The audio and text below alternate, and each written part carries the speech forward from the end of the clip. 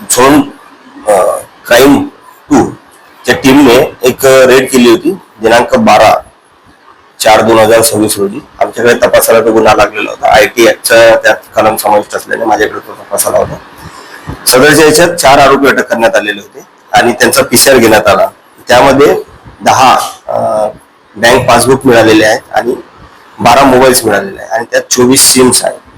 ते इतरांच्या नावावर आहे, त्याच्यामुळे त्यात 336(3) हे पण कलम समाविष्ट करण्यात आले.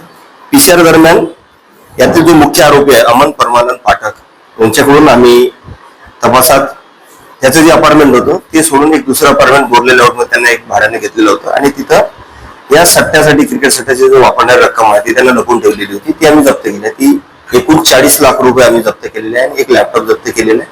आणखी बोगस 9 सिम आम्हाला मिळालेले आहे, त्याचा पण आमच्याकडे तपास सुरू आहे. यामध्ये आणखी आरोपी वाढण्याची शक्यता आहे. एसके नावाचा एक आरोपी तो सांगतोय, पूर्ण नाव त्याला माहिती नाही. ते आपलं टेक्निकल तो तपास आहे तो आम्ही करणं सुरू आहे. IPLच्या ज्या मॅचेस आहेत त्यात चेन्नई वर्सेस दिल्ली या टीमची जी मॅच होती त्याच्यावर ते क्रिकेट सट्टा ऑनलाईन बेटिंग करत होते. ड्रीम एक्सचेंज म्हणून ऑनलाईन ऍप आहे, त्यावर तो ऑनलाईन टोकन सिस्टीम वापरला जाते. ते गिरायकाकडून जे प्लेयर्स आहेत त्यांच्याकडून ते पैसे घेऊन दुसऱ्याच्या अकाउंटवर ते त्यात कॉईन भरतात आणि कॉईन नंतर सट्टा लावून ते जिंकल्यानंतर ते कॉईन विकून परत ते रक्कम जे आहे दुसऱ्याच्या खात्यातून वरती करतात.